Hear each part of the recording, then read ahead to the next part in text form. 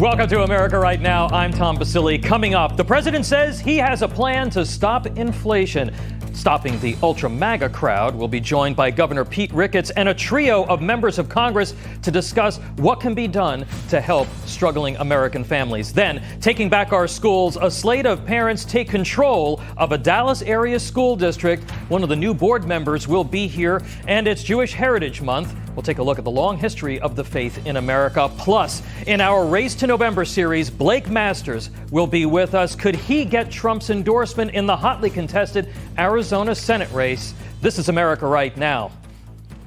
And we've got all of that and much more over the course of the next 2 hours. But first, President Biden addressing inflation fears, or at least he was supposed to this week. Instead, Democrats issued a new broadside against Republicans and giving parents the ability to approve sexually explicit curriculum in the classroom. But will Nancy Pelosi let it come to the floor for a vote? To discuss those topics and more, we lead off our show this Saturday, joined by New Jersey Congressman Jeff Van Drew. Congressman, good to see you. It's good to be with you. It's a great morning. Congressman, let's start off with the economy. President Biden gave two speeches this week that were supposed to address inflation and the looming recession. Take a listen. Republicans love to attack me as a big spender, as if that's the reason why inflation's gone up. Let's compare the facts. Under my predecessor, the deficit exploded, rising every single year under the Republicans. Under my plan, we're on track to cut the federal deficit by $1.5 trillion this year.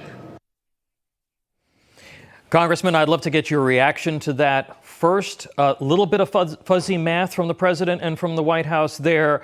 But I also need to ask, is there a way at this point, given how much money has been spent over the last 2 years, is there a way to address this, or is it going to take much, much longer to make a dent?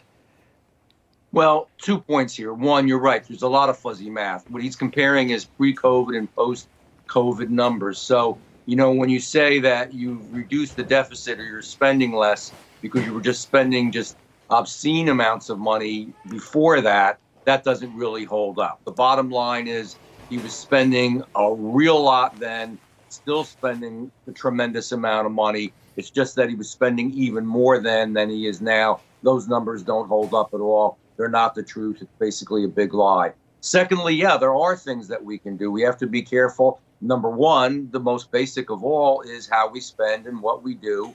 A good example of it is, as much as I feel for the Ukrainian people, and I do very much, as all Americans do.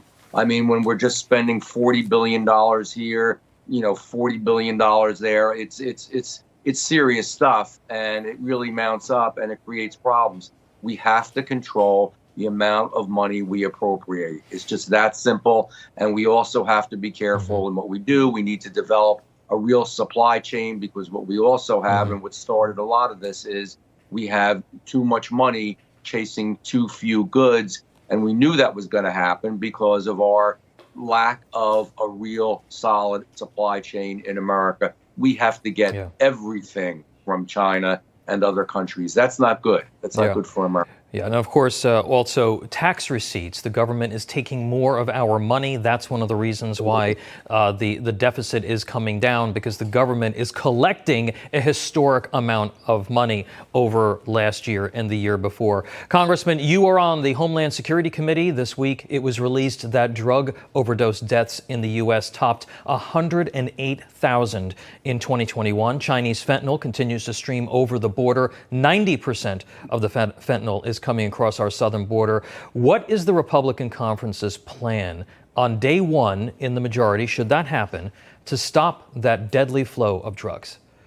Well, there's things that can be done immediately. It's sinful that this administration isn't doing anything and isn't even allowing us, the Republican conference, when we come up with good ideas, or any individual one of us, to do anything or to allow that to move forward. We need to build the wall. We need to build the wall, period. It should be done. Nations have borders. Even third world nations have borders. We need to have a border. Secondly, we need more border patrol. We need more police there. We need more protection there. Thirdly, we need to make sure that as we move forward at the border, that we reenact some of those policies and keep other ones. Title 42 shouldn't go away. Immediate return of those. Some of these individuals, the second they get there, they should be sent right back. We should renegotiate and reinstate our agreements with the Northern Triangle, where they were keeping these people, as well as Mexico. We need to work with Mexico so that they keep these people. They didn't want to originally, and President Trump made it clear that they absolutely had to. You do all that to begin with, you're going to reduce your numbers tremendously. Congressman, last week you introduced a bill called the My Child, My Choice Act with a number of your other colleagues. Talk to us a little bit about that legislation. Well, with all the things we have going on, with all the problems there are, we're now redoing textbooks, and even for second graders, putting information in there, sometimes subtly through the text, and then sometimes in actual coursework, that, your body, you may feel like you have certain body parts and you're a male, but you really may not be, and going into, different types of sexual activities. This is not what second graders are supposed to be learning. Why in God's name would we do that? So, parents should have the choice about their children's education. Frankly, we're really destroying our system, our educational system, and we're dropping worldwide as far as how we stand up next to other countries. Bottom line is, my child, my choice. I don't want this.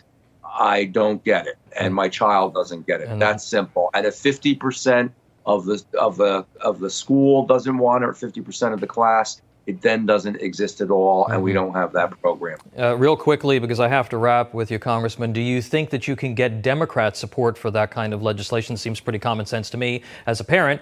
And do you think that you could get Nancy Pelosi to even bring it to the floor? I don't think Nancy will bring it to the floor. No, it's like so many other good bills that actually keep the border intact and do a host of other things. I don't think she will do it. However, I think it hurts Democrats and it hurts her when they don't, because people are tired. They want their America back. They want their children back. New Jersey Congressman Jeff Van Drew, thank you so much for being with us today, sir. It was my pleasure. Thank you. Hey, I'm Rob Finnerty. Thanks for watching. If you enjoyed this video, please join the conversation in the comments below. Don't forget to subscribe, too. Hit the bell icon to be alerted to breaking news. And remember, there's a whole lot more on Newsmax TV, America's fastest growing cable news network. Newsmax TV, we're real news for real people.